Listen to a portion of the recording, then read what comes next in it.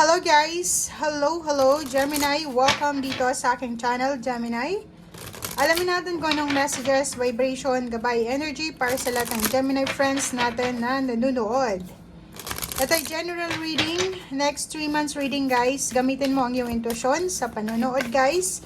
Para hindi ka ma-disappoint, diba? Kung ano yung lalabas dito sa reading na to, kunin mo lang kung ano yung resonated sa'yo, itapon mo yung mga hindi appropriate sa'yo. Wow! Gemini, the Sacred Temple, number 5 Spirit, joyous fun, playing it safe. Okay, Gemini, ang ganda ng baraha mo. Number 5 Spirit. Meron ka, Gemini, na mga worries, fears. No, natural lang yun eh. Kasi, di ba, lahat tayo ay human being, may mga kinakatakutan tayo. But, sinasabi ng baraha mo dito na sacred temple. Depende yan eh, kung ano yung religion mo or kung ano yung spiritual mong paniniwala. Sinasabi ng baraha na lahat ng 5 mo, lahat ng worries, especially money, career, financial, or kung ano pa man, lift it everything sa ating Panginoon, sa kung ano man ang pinaniniwalaan mo or kung ano man itong spiritual na belief nyo. Sinasabi ng baraha sa atin na yung spiritual helpers mo, angels, archangels, ay naandyan lang sila. Everyday naman eh, hindi lang this next 3 months na to, everyday naandyan sila para tulungan ka, para bigyan ka ng kumbaga, tawag dito, guidance, protection. So, wag kang matakot. Okay? Humingi ka ng guidance, humingi ka ng protection sa mga angels, archangels, prayer. Have faith na lahat ng kailangan mo ipoprovide sa'yo ng Panginoon. May celebration tayo dito, Gemini, na magaganap simula February, March, April. Pwedeng hanggang pa yan ng June kasi may birthday celebrant dito na June, di ba? So, sinasabi ng baraha sa'yo dito na may mga occasions na family occasion, community, or sa school, kung ikaw ay teacher, estudyante, or kung naman yung status mo sa buhay. So, maraming posibleng okasyon ang magaganap, or yung iba sa inyo excited para sa okasyon na parating. Number 6, intention, playing it safe. Nakikita natin dito na sa relationship, may iba sa inyo dito, Gemini, na naghihintay kayo. Like, siguro kung lalaki ka, may nililigawan ka, kung babae ka, may naliligaw sa'yo.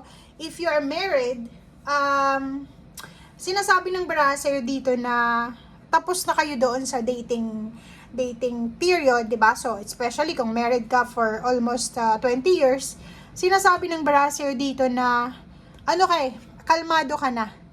Sobrang kalmado na yung emotion mo, lalo na sa usaping relationship.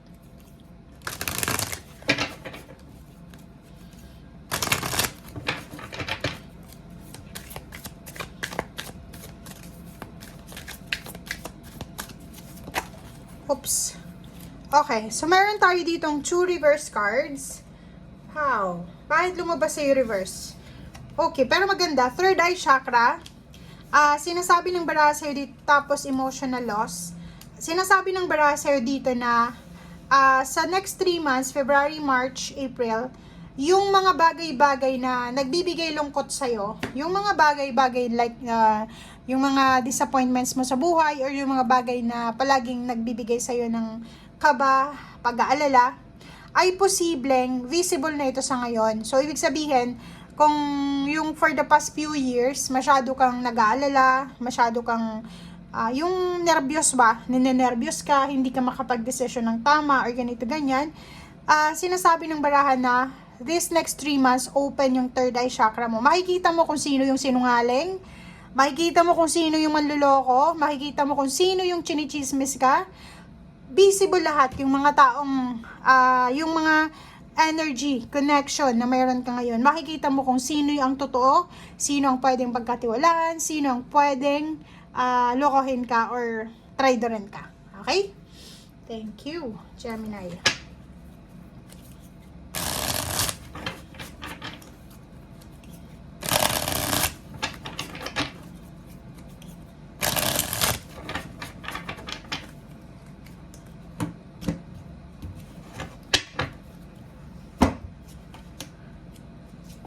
Okay, Gemini. Wow.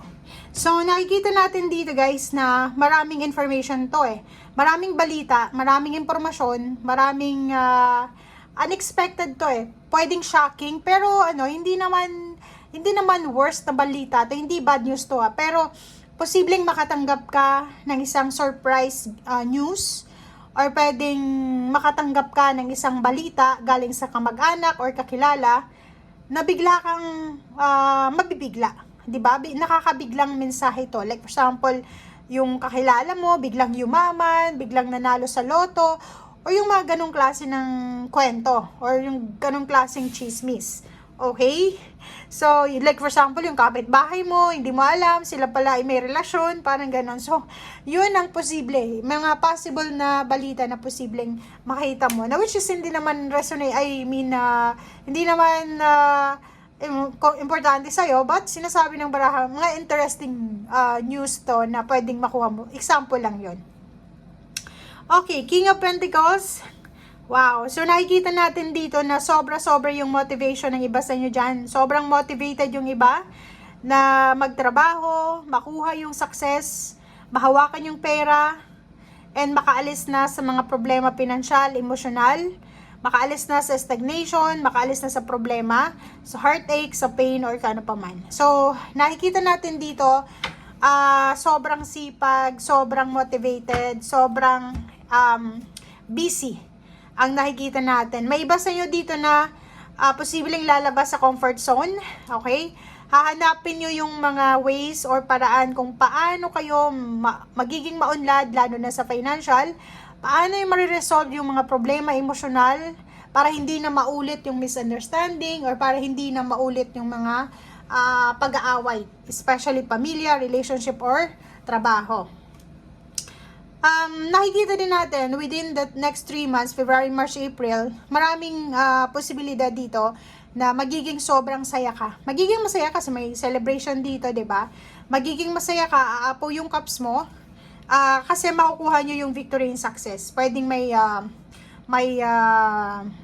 pensioner na, retirement, may malapit nang gagraduate, or may mga occasion dito na posibleng i-celebrate. May mga salary increase, relocation, tapos na yung hinuhulugan mong sasakyan, bibili ng sasakyan, magta-travel. So, several good news ito na pwedeng dumating sa'yo, na pwedeng magdala ng sobrang excitement, sobrang saya, sobrang kilig, sobrang passion ito na mararamdaman mo. O, diba? So, lahat sila swords. So, sinasabi ng Baraser dito, ihanda mo ang sarili mo, Gemini, para sa mga balitang parating sa'yo na pwedeng magdala sa'yo ng kilig and saya and excitement. Okay? Thank you guys. Bye!